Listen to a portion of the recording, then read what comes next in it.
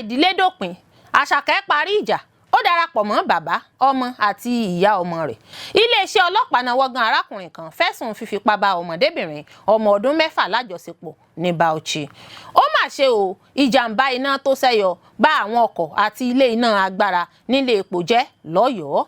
Mo sunkún títí ó sú mi fún bí wọ́n ṣe dá mi dúró ní pápákọ̀ òfurufú Èkìtì tí mo fi pàdánù òbítíbitì owó. Bolaji Ogunmọla, òṣèré tíátà ló fomijé sọ̀rọ̀ sókè bẹ́ẹ̀. Datiẹmọ nijọba ilẹ̀ òkèrè fi ṣe pẹ̀lú bí wọ́n ṣe fẹ́ dá mílíọ̀nù mẹsan dọ́là $9.5 million tí àwọn kan jí kó lọ sílẹ̀ wọn padà fún Naijiria. Ẹ gbọ́ o, láti àsìkò yìí lọ, àjọ NCC yóò máa dá owó padà fáwọn oníbàárà tí kò bá rí káàdì ìpè tí wọ́n fẹ́ rà lẹ́yìn ìṣẹ́jú àáyá 30 tí wọ́n ti yọ owó wọn. Oúnjẹ àti ìrìn àjò fún ọdún 2026, 9.3 billion naira ní Tinubu yà sọ́tọ̀ fún Ileesẹ Aare. Olórí Olúwaṣìndárayọ̀ nínú ayé tèmi ni oníròyìn yín. Ẹ gbọ́ àtúpalẹ̀ àwọn ìròyìn náà lẹ́kùnrẹ́rẹ́. Ẹ káàbọ̀ sí ìkànnì Drive TV. Fún ìgbà àkọ́kọ́, ẹ gbìyànjú láti like, share, subscribe kẹ́ ẹ lè máa gbádùn wa lóòrèkóòrè. Ija-iyapa ìdílé dópin, Asake parí ìjà, ó darapọ̀ mọ́ bàbá, ọmọ àti ìyá ọmọ rẹ̀. Gbajúgbajà olórin takasúfè ni Ahmed Ọlọ́ládé tí ọ̀pọ̀ mọ̀ sí Asake ti parí ìjà aáwọ̀ yanpanyanrin pẹ̀lú òun àti mọ̀lẹ́bí rẹ̀, bàbá, ọmọ àti ìyá ọmọ rẹ̀ lẹ́yìn àwọn ọ̀sẹ̀ tí wọ́n fẹ̀sùn ìdẹ́yẹsí ni ìkọ̀ni sílẹ̀ kàn. Ìparí ìjà náà ló wáyé lẹ́yìn oṣù díẹ̀ tí wọ́n ké sí olórin náà lórí ìtàkùn ayélujára fẹ̀sùn àìbìkítà, kíkọ ìdílé sílẹ̀ lẹ́yìn tó dolókìkí dọ̀lọ́rọ̀ tán. Níbẹ̀rẹ̀ ọdún 2025 tó kọjá lọ yìí ní Asake Datiẹmọ lẹ́yìn tó gba òkú ọ̀rọ̀ lọ́tùn lósì lẹ́yìn tí ìyá ọmọ rẹ̀, ìyẹn bébí mama rẹ̀ tórúkọ rẹ̀ ń jẹ́ Adijat, fẹ̀sùn kàn pé ó dẹ́yẹ sí òun àti ọmọ ládùúrú àwọn àtìlẹ́yìn tóun ṣe fún un lásìkò tí àwọn jọ ń làkàkà. Lóṣù kẹta ọdún 2025, bàbá rẹ̀ Fatai Ọdún sí, ẹni tó borí àìsàn rọpárọsẹ̀, ṣe bẹ́ẹ̀ fẹ̀sùn kan ìwà àìbìkítà àti ìdẹ́yẹsí kan olórin náà tí ọ̀rọ̀ ọ̀hún sì padà di ohun tí àwọn èèyàn ń gbà bí ẹni gba ìgbà ọtí láàrin àwọn olólùfẹ́ àti àwọn gbajúmọ̀ lágbo àmúlùdùn. Lẹ́yìn òkú ọ̀rọ̀ lọ́tùn lósì, Asake kàn sí bàbá rẹ̀ tó sì ṣèlérí láti bọ́ bùkátà owó ìtọ́jú rẹ̀ lọ́gbà ilé ìwòsàn àti láti pèsè ilégbèé tuntun míì fún un. Àwòrán olórin náà pẹ̀lú bàbá rẹ̀ tó gba orí ayélujára kan lówùúrọ̀ ọjọ́ Ẹtì Friday ti ṣàfihàn ìpadà ìrẹ́pọ̀ ìṣọ̀kan láàrin wọn. Ìṣẹ̀lẹ̀ náà ló wáyé lẹ́yìn ọjọ́ díẹ̀ tí ìròyìn jáde pé Asake ti darapọ̀ pẹ̀lú ọmọbìnrin rẹ̀ àti ìyá rẹ̀ lálàáfíà, èyí tó fòpin sí ìjà-iyapa ìdílé náà tó gba ìgboro kan. Ó mà ṣe o, ìjàmbá iná tó ṣẹ́yọ ba àwọn ọkọ̀ àti ilé iná agbára nílé epo jẹ́ lọ́yọ̀ọ́.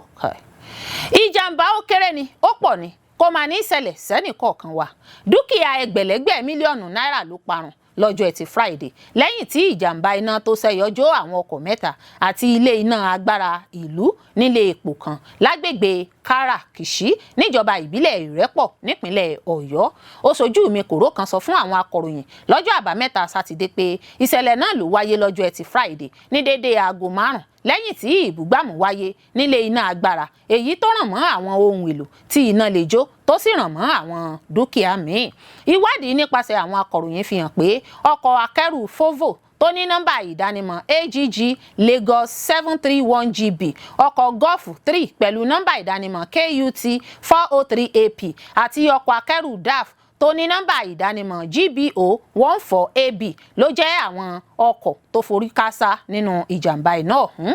Ẹni tó ń fìdí ìṣẹ̀lẹ̀ náà múlẹ̀ nínú àtẹ̀jáde kan tó jẹ́ gbígbé jáde síta lọ́jọ́ Àbámẹ́ta Sátidé, olùbádámọ̀ràn pàtàkì sí gómìnà Ṣèyí Mákindé lórí ọ̀rọ̀ ìṣẹ̀lẹ̀ ìjàmbá iná àti alága àjọ panápaná ìpínlẹ̀ Ọ̀yọ́ Moruf Akínwándé sọ wípé wọ́n fi ìṣẹ̀lẹ̀ ìjàmbá iná ọ̀hún tó àwọn tọ́rọ̀ kàn létí ní déédéé aago 5 ìrọ̀lẹ́ kọjá ìṣẹ́jú 21 lọ́jọ́ Ẹtì Friday ọjọ́ 9 oṣù kìíní. Lójú ẹsẹ̀ tí wọ́n gba àdírẹ́sì ibi ìṣẹ̀lẹ̀ náà ní ikọ̀ panápaná tí igbákejì ọ̀gá àgbà assistant superintendent Àkàndé EO léwájú rẹ̀ gbé ìgbésẹ̀ ní kíámọ́sá tí wọ́n sì jẹ́ dídarí lọ sí ibi tí ìṣẹ̀lẹ̀ náà ti wáyé. Àwọn àjọ panápaná ṣe bẹ́ẹ̀ pa iná ọ̀hún tí wọ́n sì dènà iná ọ̀hún kó má bàa ràn mọ́ àwọn ilé epo gangan àti àwọn ilé tó súnmọ́ ìtòsí. Akínwándé sọ wípé kò sí àkọsílẹ̀ ikú kankan ṣùgbọ́n dúkìá ẹgbẹ̀lẹ́gbẹ̀ mílíọ̀nù náírà ló ṣe bẹ́ẹ̀ parun. Gẹ́gẹ́ bó ṣe wí, ìwádìí àkọ́kọ́ fi hàn pé ìṣẹ̀lẹ̀ ìjàmbá iná ọ̀hún tó wáyé kò sẹ́yìn ìbúgbàmù tó wáyé nílé iná agbára èyí tó ràn mọ́ àwọn ohun èlò tí iná tètè máa ń mú.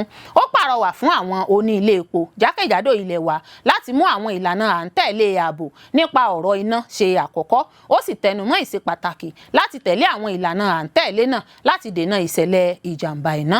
Akínwándé tún tẹnumọ́ ìṣe pàtàkì láti ní àwọn ohun èlò apaná láwọn gbọ̀ngàn ilé ìtajà àti àwọn ilégbèé lójúnà láti ṣèrànwọ́ láti dènà ìṣẹ̀lẹ̀ ìjàmbá iná tó búrẹ́kẹ́. Ó rọ àwọn olùgbé ìlú láti tètè máa fi ìṣẹ̀lẹ̀ ìjàmbá iná tó àwọn àjọ pàjáwìrì àjọ panápaná létí nípasẹ̀ pípè sórí àwọn ìlà ìbánisọ̀rọ̀ wọ̀nyí 08067439223 08054353501 tàbí 615. Ìṣẹ̀lẹ̀ ìjàmbá iná àjálù burúkú kò ní ṣẹlẹ̀ sẹ́nìkọ̀ọ̀kan láṣẹ Elédùà. Iléeṣẹ́ ọlọ́pàá nawọ́ gan arákùnrin kan fẹ̀sùn fífipá bá ọmọdebinrin ọmọ ọdún 6 lájọsepọ̀ ní Bauchi. Iléeṣẹ́ ọlọ́pàá ìpínlẹ̀ Bauchi ti fi gbòòrò òfin gbé arákùnrin kan ẹni 20 ọdún fẹ̀sùn ṣíṣe àṣemáṣe pẹ̀lú ọmọdebinrin ọmọ ọdún 6 ní ìpínlẹ̀ náà.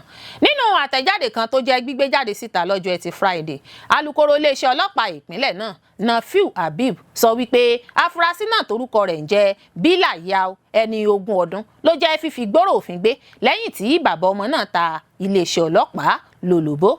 Lọ́jọ́ 6 oṣù kìíní ọdún 2026 ní déédéé aago kan ọ̀sán ní bàbá kan ẹni ọdún 45 ta olú iléeṣẹ́ ọlọ́pàá Alkaleri lólobó pé ọjọ́ 5 oṣù kìíní ọdún 2026 ẹnìkan tí í ṣe ará àdúgbò torúkọ rẹ̀ ń jẹ́ Bilayau ẹni 20 ọdún tán ọmọbìnrin rẹ̀ tí wọ́n forúkọ bò láṣìírí ọmọ ọdún 6 lọ ilé àkọ́pàtì kan tó sì fi tipá bá ọmọdébìnrin náà lájọsepọ̀. Agbẹnusọ iléeṣẹ́ ọlọ́pàá ìpínlẹ̀ náà sọ wípé gbàrà tí àwọn gba ìtanilólobó náà ikọ̀ agbófinró ọ̀tẹlẹ̀múyẹ́ ti Kádírì Danjuma ọ̀gá ọlọ́pàá DPO Alkaleri léwájú rẹ̀ ṣe bẹ́ẹ̀ gúnlẹ̀ ságbègbè náà tí wọ́n sì gbé olùfarakásá náà lọ ọgbà ilé ìwòsàn General Alkaleri fún àyẹ̀wò ìlera àti ìtọ́jú. Ó fi kún pé afurasí náà ti jẹ́ fífigbóró òfin gbé ó sì ti jẹ́wọ́ ìwà ọ̀daràn tó wù lásìkò ìfọ̀rọ̀wánilẹ́nuwò. Àtẹ̀jáde náà tún ṣàfihàn rẹ̀ pé afurasí náà ti fìgbà kan ṣe àṣemáṣe pẹ̀lú ọmọdébìnrin yìí kan náà lọ́dún 2024 lásìkò òjò tí ìyá ọmọ náà ṣèkìlọ̀ fún nígbà náà lọ́hùn pé kó má sún mọ́ ọmọ òun mọ́ kó ta kété sí ọmọ òun. Iléeṣẹ́ ọlọ́pàá fìdí rẹ̀ múlẹ̀ pé iṣẹ́ ìwádìí ìfimúfínlẹ̀ ń lọ lọ́wọ́ àti pé afurasí náà yóò jẹ́ títari lọ ilé ẹjọ́ lẹ́yìn tí ìwádìí bá parí. A ó rántí pé irú ìṣẹ̀lẹ̀ yìí bákan náà wáyé nípínlẹ̀ Ondo níbi tí iléeṣẹ́ ọlọ́pàá ti náwó gan arákùnrin kan tórúkọ rẹ̀ ń jẹ́ Adémọ́lá Joshua ẹni ọdún 45 lórí ẹ̀sùn ṣíṣe àṣemáṣe pẹ̀lú ìbátan rẹ̀. Agbẹnusọ iléeṣẹ́ ọlọ́pàá DSP Àbáyọ̀mí Jímọ̀ jẹ́ kó di mímọ̀ pé afurasí náà fún ọmọ kékeré náà ọmọ ọdún 15 lóyún. Olùfẹjọ́sùn sọ wípé àṣírí ìwà burúkú náà tú lẹ́yìn ìwádìí lórí ohun tó ṣokùnfà oyún níní olùfarakásá. Mo sunkún títí ó sú mi fún bí wọ́n ṣe dá mi dúró ní pápákọ̀ òfurufú Èkìtì tí mo fi pàdánù òbítíbitì owó. Bolaji Ogunmọla òṣèré tíátà ló fòmijé sọ̀rọ̀ sókè bẹ́ẹ̀. Lọ́jọ́bọ̀ Thursday ọjọ́ 8 oṣù kìíní ọdún 2026 yìí ní fọ́nrán fídíò òṣèrébìnrin ilẹ̀ wa kan Bolaji Ogunmọla jáde sórí ayélujára níbi tí obìnrin náà ti ń fi ẹ̀dùn ọkàn rẹ̀ hàn sọ ohun tó kojú ní pápákọ̀ òfurufú ìpínlẹ̀ Èkìtì. Òṣèrébìnrin náà Bolaji Ogunmọla ṣàlàyé pé òun wá ya eré àgbéléwò tuntun tí òun fẹ́ gbé síta ní ìpínlẹ̀ Èkìtì ni o àmọ́ òun rí mú he ètè sọnù. Ó ní kété tí òun ṣe iṣẹ́ tán lẹ́kìtì ní òun gbéra lọ sí pápákọ̀ òfurufú ìpínlẹ̀ náà láti máa lọ sílùú Èkó. Bọ́lájí sọ pé odidi ọjọ́ 2 ni wọ́n fi dá òun dúró ní pápákọ̀ òfurufú Èkìtì. Òṣèrébìnrin náà Bọ́lájí ń ṣe ló ń bomi lójú tó ń sunkún pé òun ti pàdánù owó tó pọ̀ yàtọ̀ sí àsìkò tó ṣe pàtàkì jùlọ sí òun tí wọ́n ti fi ṣòfò. Ó ní òun ṣetán láti pe ẹjọ́ lórí ìdádúró náà nítorí inú ìbànújẹ́ tó ga ni òun wà látàrí pé òun máa ní láti wọ ọkọ̀ lọ sí ìpínlẹ̀ Èkó níbi tí àwọn akẹgbẹ́ òun ti ń dúró de òun lẹ́nu iṣẹ́. Ó ní ó ti yẹ kí òun ò gbéra tán lọ pàdé àwọn èèyàn òun yòókù níbi tí wọ́n wà nílùú Èkó. Ó ní ìgbà tóun dúró títí gáràjì ọkọ̀ lòun padà gbà lọ wọkọ̀ bí ọ̀nà kò ṣe dára tó pẹ̀lú ìfòyà àwọn ajínigbé àti àwọn agbésùnmọ̀mí tí gbogbo àwọn èèyàn Nàìjíríà wà lásìkò yìí. Bọ́lájí wá fárígá pé fún èyí tí wọ́n ṣe yìí tí wọ́n jẹ́ kóun ó lọ wọ ọkọ̀ gba orí ilẹ̀ dípò kóun ó gun ọkọ̀ gba orí òfurufú. Ó ní òun ó jẹ́ kí wọ́n ó mọ̀ pé ohun tí wọ́n ṣe ò dáa. Ó ní tí wọ́n bá tilẹ̀ ń ṣe irú ẹ̀ fún èèyàn lọ́jọ́ tó ti pẹ́, èyí tí wọ́n ṣe yìí wọ́n ti tàgbà mọ́lẹ̀ tòun ni wọ́n ó sì fi ṣe olùfìmọ̀. Bọ́lájí ní ilé ẹjọ́ ni yóò yanjú ẹ̀. Ẹ gbọ́ o, láti àsìkò yìí lọ àjọ NCC yóò máa dá owó padà fáwọn oníbàárà tí kò bá rí káàdì ìpè tí wọ́n fẹ́ rà lẹ́yìn ìṣẹ́jú àáyá 30 tí wọ́n ti yọ owó wọn. Àjọ Nigerian Communications Commission NCC tó ń rí sí ìkànsíra ẹni lórí ẹ̀rọ ìléwọ́ fóònù ti kéde ìgbésẹ̀ tuntun èyí tí wọ́n ní àwọn yóò máa dá owó oníbàárà tó bá fẹ́ ra káàdì ìpè tàbí dátà padà fún wọn láàrin ìṣẹ́jú àáyá 30 seconds bí káàdì náà kò bá wọlé sórí fóònù wọn tí wọ́n sì ti yọ owó nínú àkáǹtì wọn. Ìtumọ̀ èyí ni pé nígbà tí wọ́n bá ti yọ owó ẹni tó fẹ́ ra káàdì ṣùgbọ́n tí kò rí káàdì kò ní ju ìṣẹ́jú àáyá 30 seconds lọ tí wọn yóò fi dá owó náà padà sí àkáǹtì rẹ̀. Fún àwọn ìdúnàdúrà tí kò bá tètè wọlé tí kò dé ọ̀dọ̀ òǹtajà àti ẹni tó fẹ́ ra káàdì wákàtí 24 tí í ṣe ọjọ́ kan ni NCC ní àwọn yóò fi yanjú èyí. Gẹ́gẹ́ bí àjọ ọ̀hún ṣe wí nínú àtẹ̀jáde tí adarí ẹ̀ka ìkéde NCC Nnenna Ukoha fi síta, àgbékalẹ̀ tuntun náà ni wọ́n ló ń wáyé pẹ̀lú àjọṣepọ̀ báńkì àgbà ilẹ̀ wa CBN. Ukoha ṣàlàyé pé ẹ̀ka ìbáraẹnisọ̀rọ̀ àti báńkì àpapọ̀ méjèèjì panupọ̀ láti gbé ìgbésẹ̀ yìí kí wọ́n lè jọ kojú ìṣòro tí àwọn oníbàárà máa ń bá pàdé tí wọ́n sì máa ń fi ń sùn nígbà tí káàdì ìpè kò bá ṣeé rà. Ìṣòro mìíràn tí wọ́n tún sọ ni tí nẹ́tíwọ̀kì kò bá sí tàbí tí ìṣòro yòówù tí ó bá kojú wọn. Bákan náà ni ètò yìí yóò tún máa fi àtẹ̀jíṣẹ́ ránṣẹ́ sí oníbàárà láti mọ̀ bóyá káàdì tó fẹ́ rà kẹsẹ̀ járí tàbí bẹ́ẹ̀ kọ́. Bákan náà ló tún wà fún bí èèyàn bá ṣèèṣì tẹ ẹ̀ka ojú òpó mìíràn yàtọ̀ sí èyí tó fẹ́ rà àti bí èèyàn bá ṣèèṣì tẹ nọ́mbà tó yàtọ̀ sí èyí tó fẹ́ ra káàdì sí. Ìgbésẹ̀ yìí jẹ́ àbájáde ọ̀pọ̀ ìpàdé olóṣù púpọ̀ tí àjọ NCC, CBN, Mobile Network Operators, MNOs, Value Added Service, VAS, Providers Deposit Money Banks, DMBS àti àwọn alẹ́nulọ́rọ̀ mìíràn jọ ṣe. Ìpàdé náà ni wọ́n ló wà fún àwọn ìṣòro bíi kí ènìyàn má rí káàdì ìpè tàbí dátà lẹ́yìn tí wọ́n ti yọ owó tí oníbàárà kò sì gbọ́ nǹkan kan láti yanjú ìṣòro náà.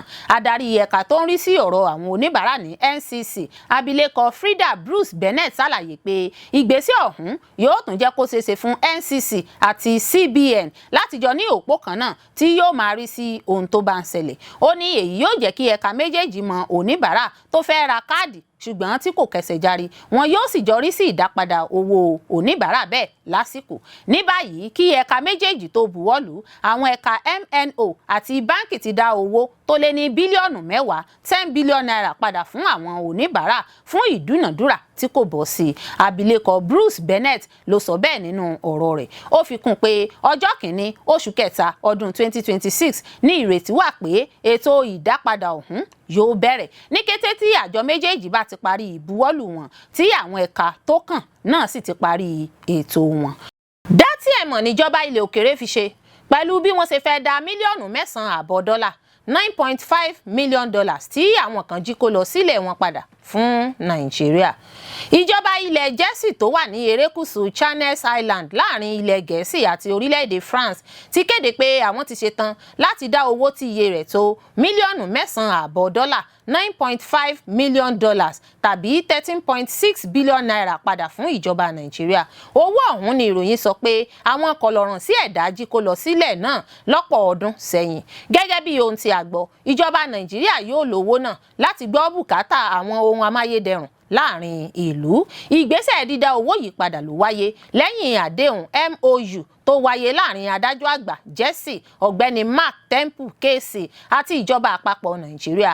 MOU náà ni ìjọba orílẹ̀-èdè méjèèjì tọwọ́ bọ̀ láti dá owó tí iye rẹ̀ tó 300 mílíọ̀nù dọ́là $300 million padà sí Nàìjíríà. Nígbà tó ń sọ̀rọ̀ lórí owó náà, adájọ́ àgbà Nàìjíríà Lateef Fagbemi sọ pé ìjọba àpapọ̀ yóò lo owó ọ̀hún fún àwọn ohun tí wọ́n fẹnu kò lé lórí nínú àdéhùn tí wọ́n tọwọ́ bọ̀. Fagbemi ní àṣeyọrí wá láti gba owó yìí padà ń fi hàn pé ìbáṣepọ̀ ìjọba Nàìjíríà àtàwọn ojúgbà rẹ̀ nílẹ̀ òkèrè láti rí i pé àwọn kan kò kó ọrọ̀ wa lọ sílẹ̀ òkèrè mọ́ ń so èso rere. Ó ní owó náà wà lára èyí tí ìjọba yóò lò láti parí òpópónà tó so ìlú Àbújá pọ̀ mọ́ ìlú Èkó. Nígbà tí Temple ń sọ̀rọ̀ ní tirẹ̀, ó sọ pé ìgbésẹ̀ ọ̀hún fi hàn pé ilẹ̀ Jesse kò fààyè gbà, bẹ́ẹ̀ ni kò ní fààyè gba ìwà àjẹbánu kankan. Lọ́dún 2024 ní ilé ẹjọ́ gíga ilẹ̀ náà sọ pé òun gbàgbọ́ pé owó ọ̀hún wà lára èyí tí àwọn agbaṣẹ́ṣe kan kó kúrò ní Nàìjíríà lórúkọ àwọn ọ̀gá àgbà níléeṣẹ́ ìjọba Nàìjíríà láti fi pamọ́ sí ilẹ̀ àwọn. Ẹ̀wẹ̀, àsìkò ìjọba ààrẹ Nàìjíríà tẹ́lẹ̀ Goodluck Jonathan ni wọ́n ṣàwárí owó náà, àmọ́ ìgbésẹ̀ láti dá padà sí Nàìjíríà falẹ̀ títí di àsìkò yìí. Wàyí o, kì í ṣe ìgbà àkọ́kọ́ rẹ̀ tí ìjọba ilẹ̀ òkèrè yóò dá owó gọbọi tí àwọn aláṣẹ jí kó ní Nàìjíríà lọ sílẹ̀ wọn padà sí Nàìjíríà. Lọ́pọ̀ ìgbà ní ààrẹ Nàìjíríà nígbà kan rí ọ̀gágun Sani Abacha tó ti di olóògbé ti fi owó ránṣẹ́ sí Nàìjíríà láti òde ọ̀run lẹ́yìn tí àwọn orílẹ̀-èdè tó jí owó náà kó lọ dá a padà fún ìjọba Nàìjíríà. Oúnjẹ àti ìrìn àjò fún ọdún 2026 9.3 billion naira ni Tinubu yà sọ́tọ̀ fún iléeṣẹ́ ààrẹ o. Ààrẹ Bọ́lá Tinubu àti igbákejì rẹ̀ Kashim Shettima yóò ná àpapọ̀ owó tó lé ní bílíọ̀nù 9 náírà lórí ìrìn àjò abẹ́lé àti òkè òkun, oúnjẹ àti àwọn nǹkan míì nínú ọdún 2026. Èyí jẹyọ nínú ìwé ètò ìsúná ọdún 2026 tí àjọ tó ń rí sí ètò ìsúná ti orílẹ̀-èdè Nàìjíríà fi léde. Ààrẹ Tinubu ní ọjọ́ 19 ọdún 2025 ló gbé ètò ìsúná lọ síwájú ilé ìgbìmọ̀ asòfin orílẹ̀-èdè Nàìjíríà tí àpapọ̀ owó náà sì jẹ́ 58.18 trillion naira. Níbẹ̀ ni Tinubu ti ní ọ̀rọ̀ ètò ààbò jẹ́ ohun tí yóò mú ìdàgbàsókè bá ọrọ̀ ajé, ìdókòwò àti àlàáfíà. Ṣùgbọ́n nínú ìwé tí a rí 3.2 trillion naira ní iléeṣẹ́ ààrẹ yà sọ́tọ̀ fún ètò ààbò tí wọ́n sì yà 2.3 trillion naira fún ètò ẹ̀kọ́, 1.1 trillion naira fún iná àti ohun àmúṣagbára. Gẹ́gẹ́ bí ó ṣe wà nínú ètò ìsúná náà, Tinubu yóò ná 7,14,596,511 lórí ìrìn àjò abẹ́lé àti òkè òkun pẹ̀lú 431,620,183 lórí oúnjẹ jíjẹ, alásè àti àwọn nǹkan ẹlẹ́rìndòdò.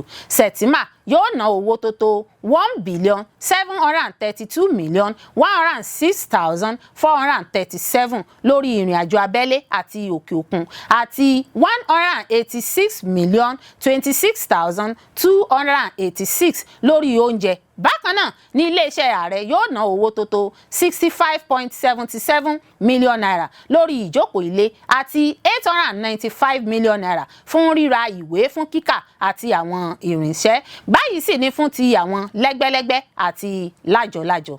Àjọ ICPC 21,120,395,993. Àjọ Code of Conduct Bureau 15,748,365,861. Olú ìlú Nàìjíríà FCT 460,737,525,183. Iléeṣẹ́ tó ń rí sí ọ̀rọ̀ Niger Delta 1,350,964,245,478. Àjọ tó ń rí sí ọ̀rọ̀ eré ìdárayá 206,433,718,652. Iléeṣẹ́ tó ń rí sí ọ̀rọ̀ àwọn obìnrin 152,315,760,358. Iléeṣẹ́ tó ń rí sí ètò ẹ̀kọ́ 2,399,161,320,016. Iléeṣẹ́ tó ń rí sí ètò ìlera 2,149,385,867,131. Iléeṣẹ́ tó ń rí sí ọ̀rọ̀ àyíká 164,144,903,358. àjọ tó ń rí sí ètò ìkànìyàn 31,359,208,037. iléeṣẹ́ tó ń rí sí ọ̀rọ̀ adójútòṣì 462,663,187,207. iléeṣẹ́ tó ń rí sí ìdàgbàsókè àwọn ọ̀dọ́ 518,362,661,771. olórí Olúwaṣìndárayọ̀ nínú ayé tèmi ni oníròyìn yín. ẹ ṣé púpọ̀ fún gbígbọ́ àti wíwò tí ẹ̀ ń wò wá. ojú tí ẹ fi ń wò wá kò ní fọ́, etí tí ẹ sì fi ń gbọ́ wá kò ní di. láṣẹ Olódùmarè yóò sì dára fún yín.